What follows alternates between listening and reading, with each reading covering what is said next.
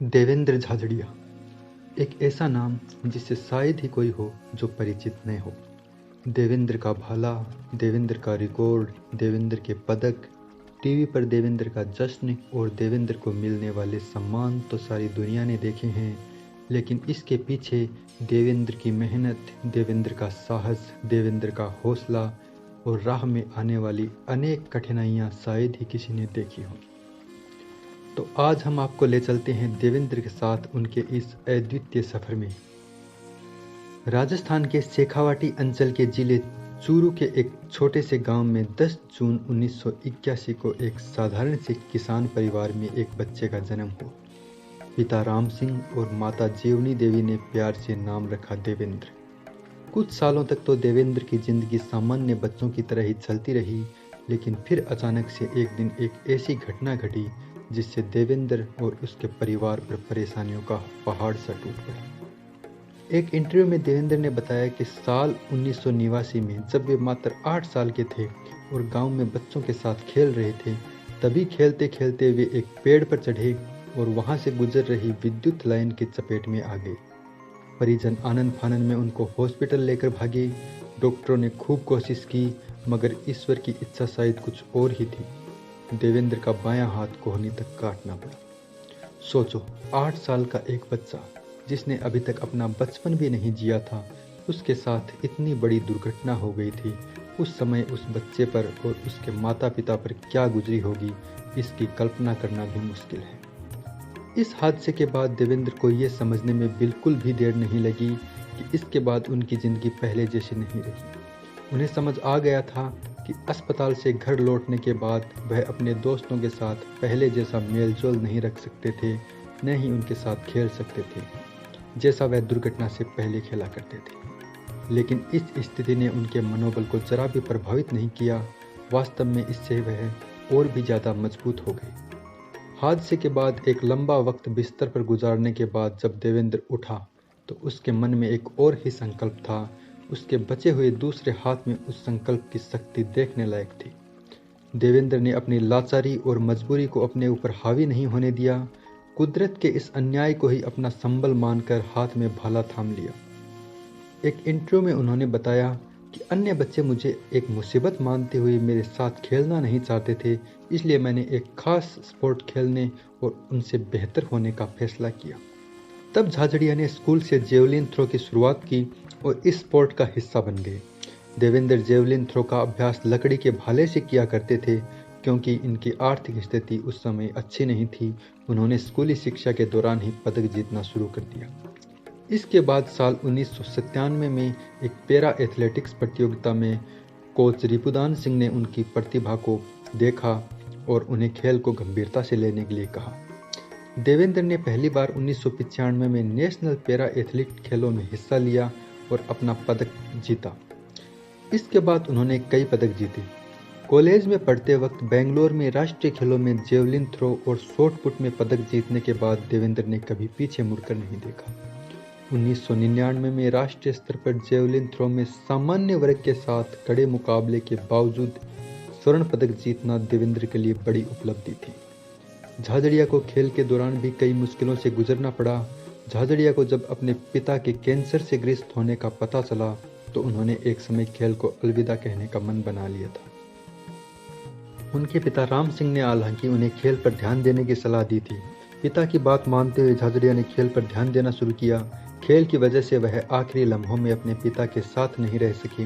वह 2020 में राष्ट्रीय स्तर की एक प्रतियोगिता के दौरान पदक जीतने के बाद पिता की याद में भावुक हो गए थे। देवेंद्र के ओलंपिक सपन की शुरुआत 2002 के बुसान दक्षिण कोरिया एशियाड में स्वर्ण पदक जीतने के साथ हुई। इसके बाद 2003 के ब्रिटिश ओपन खेलों में देवेंद्र ने जेवलिन थ्रो, शॉट पुट और ट्रिपल जंप तीनों स्पर्धाओं में सोने के पदक अपनी झोली में डाले। वैसे तो झाझड़िया ने कई पदक जीते, लेकिन उनको 2004 में पैरालंपिक ने विश्वव्यापी पहचान दिलाई। इंटरनेशनल इवेंट में अच्छा प्रदर्शन करने वाले झाझड़िया ने 23 साल की उम्र में एथेंस 2004 पैरालंपिक के लिए क्वालिफाई किया। देश के इतिहास में देवेंद्र का नाम उस दिन सुनहरे अक्षरों में लिखा गया जब उन्होंने 2004 के एथेंस ग्रीस पैरा ओलंपिक में 62.15 मीटर का विश्व रिकॉर्ड करते हुए F46 जेवलिन में स्वर्ण पदक जीता। उन्होंने अपने 59.77 मीटर के पुराने रिकॉर्ड को तोड़ा। 2006 में मलेशिया के कुआलालंपुर में आयोजित पैसिफिक गेम्स में उन्होंने स्वर्ण पदक जीता। 2007 के वर्ल्ड गेम्स में रजत पदक व 2009 के वर्ल्ड गेम्स में स्वर्ण पदक जीता। देवेंद्र झाझड़िया ने दुबई में संपन्न छठी फेजा इंटरनेशनल चैंपियनशिप की भाला जेवलिन थ्रो में स्वर्ण पदक जीता। देवेंद्र भारत का झंडा दुनिया में फहरा चुके थे, अपने गांव, अपने जिले का नाम रोशन कर चुके थे, लेकिन देवेंद्र का सफर अभी बाकी था। उन्हें अभी और पदक जीतने थे, तिरंगा अभी कई बार फहराना था, लेकिन इसके बाद उन्हें रिकॉर्ड तोड़ प्रदर्शन के लिए लंबा इंतजार करना पड़ा। पैरालंपिक में फिर से अपनी छाप छोड़ने के लिए उन्होंने कड़ी मेहनत की, लेकिन उनकी इवेंट कैटेगरी F46 बीजिंग 2008 और लंदन 2012 पैरालंपिक कार्यक्रमों में शामिल नहीं की गई। यह कैटेगरी एक तरफा अंग में नुकसान होने वाले एथलीटों के लिए है, जो एक हाथ के कंधे और कोहनी के जोड़ पर प्रभाव डालते हैं। प्रधानमंत्री नरेंद्र मोदी के साथ बातचीत में देवेंद्र ने बताया कि लगातार 2 बार जब उनकी कैटेगरी को शामिल नहीं किया गया तो उन्होंने खेल को छोड़ने का मन बना लिया था, लेकिन उनकी पत्नी मंजू, जो खुद कबड्डी की राष्ट्रीय खिलाड़ी थी, ने उनसे खेल जारी रखने की जिद की और खुद ने खेल छोड़कर घर और बच्चों को संभालने का फैसला किया। देवेंद्र ने अपना अभ्यास जारी रखा और कतर की राजधानी दोहा में संपन्न हुए IPC 2015 विश्व पैरा एथलेटिक्स चैंपियनशिप के जेवलिन थ्रो में भारत की ओर से रजत पदक जीतकर देश और अपने चुरू का मान बढ़ाया। यह सफलता पैरालंपिक के बाद विश्व की सबसे बड़ी प्रतियोगिता मानी जाती है। इससे पूर्व झाझड़िया ने 2013 में फ्रांस के लियोन शहर में IPC विश्व पैरा एथलेटिक्स चैंपियनशिप में स्वर्ण पदक जीता था। उन्होंने फ्रांस के लियोन में संपन्न हुई विश्व पैरा एथलेटिक्स चैंपियनशिप में जेवलिन थ्रो में 57.04 मीटर दूरी तक थ्रो कर स्वर्ण पदक जीता था। विश्व पैरा एथलेटिक्स चैंपियनशिप में लगातार भारत की तरफ से पदक जीतने वाले देवेंद्र एकमात्र खिलाड़ी हैं। आखिर देवेंद्र का इंतजार खत्म हुआ और रियो 2016 पैरालंपिक में इस कैटेगरी को फिर से शामिल कर लिया गया। देवेंद्र ने 12 साल बाद मिले इस मौके को जाने नहीं दिया और उन्होंने रियो 2016 में एक और पैरालंपिक स्वर्ण पदक हासिल किया और अपने ही 2004 पैरालंपिक में बनाए गए रिकॉर्ड 63.97 मीटर के थ्रो के साथ तोड़ दिया। उन्होंने पैरालंपिक में 2 स्वर्ण पदक जीतने वाले पहले और एकमात्र भारतीय बनने का गौरव हासिल किया और देश में सबसे कामयाब पैरालंपियनों में अपना नाम दर्ज कराया। इसके बाद आया साल 2020 का टोक्यो पैरालंपिक।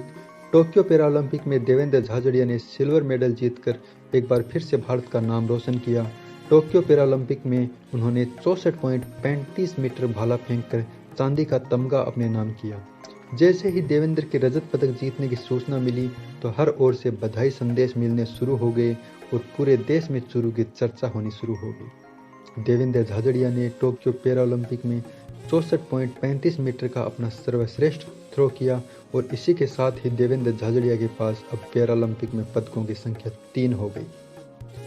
देवेंद्र की कामयाबी पर उन्हें 3 दिसंबर 2004 को राष्ट्रपति ने प्रशस्ति पत्र प्रदान कर सम्मानित किया था। 2004 में महाराणा प्रताप राज्य खेल पुरस्कार मिला। 2005 में वह अर्जुन अवार्ड से नवाजे गए। 2005 में ही उन्हें PCI उत्कृष्ट खिलाड़ी पुरस्कार मिला। 2014 में झाझड़िया को पद्मश्री और para sports person of the year का अवार्ड मिला। 2016 में GQ मैगजीन की ओर से वह बेस्ट प्लेयर के अवार्ड से नवाजे गए। 29 अगस्त 2017 को खेलों में देश का सबसे बड़ा मेजर ध्यानचंद खेल रत्न अवार्ड उन्हें मिला। भारत रत्न डॉक्टर APJ अब्दुल कलाम और अपनी मां जीवनी देवी को अपना आदर्श मानने वाले देवेंद्र की झोली आज पदकों पुरस्कारों से भरी पड़ी है और देवेंद्र कामयाबी के इस आसमान पर खड़े होकर भी अपनी मिट्टी को सलाम करते हैं। खेलों के सिलसिले में दर्जनों देशों का सफर कर चुके देवेंद्र को सुकून तब मिलता है जब वे गांव आने के बाद अपने खेल जीवन की शुरुआत में कर्मस्थली बने गांव के जोहड़ की मिट्टी में अभ्यास करते हैं। मई 2007 में विवाह सूत्र में बंधे देवेंद्र की जीवन संगिनी मंजू भी कबड्डी की राष्ट्रीय स्तर की खिलाड़ी रह चुकी हैं। साधारण परिवेश और अभावों की बहुलता से अपने हौसले के दम पर संघर्ष कर इतिहास रचने वाले राजस्थान के नूर और युवा पीढ़ी के प्रेरणा स्रोत देवेंद्र झाझड़िया को आज भारतीय जनता पार्टी की तरफ से चूरू लोकसभा क्षेत्र से आगामी चुनाव के लिए उम्मीदवार घोषित किया गया है। देवेंद्र ने यह उपलब्धि अपने माता पिता को समर्पित करते हुए कहा कि इससे समाज के तमाम निःशक्तों का हौसला बढ़ेगा और निःशक्तों के प्रति लोगों की धारणाओं में बदलाव आएगा। जिस दिन उनकी उम्मीदवार की घोषणा हुई, पूरे जिले में मानो कोई त्योहार आ गया हो, क्योंकि जिस चूरू को देवेंद्र ने पिछले 20 सालों में अनेक गर्व के पल दिए थे, उस चूरू के लिए अब अपने बेटे को कुछ देने का अवसर आया था। यूं तो जिस दिन देवेंद्र झाझड़िया के नाम का ऐलान हुआ, उसी दिन उनकी विजय पर भी मोहर लग चुकी थी, लेकिन चूरू चाहता है कि देवेंद्र की जीत बड़ी होनी चाहिए, सबसे बड़ी होनी चाहिए। देवेंद्र झाझड़िया के विरोध में पड़ा एक भी वोट ये सवाल खड़ा कर देगा कि एक दिव्यांग बेटे ने अपनी पूरी जिंदगी जिस क्षेत्र का नाम रोशन किया, उस बेटे का भी कोई विरोध कर रहा है, तो इससे बड़ा दुर्भाग्य चूरू के लिए और क्या हो सकता है।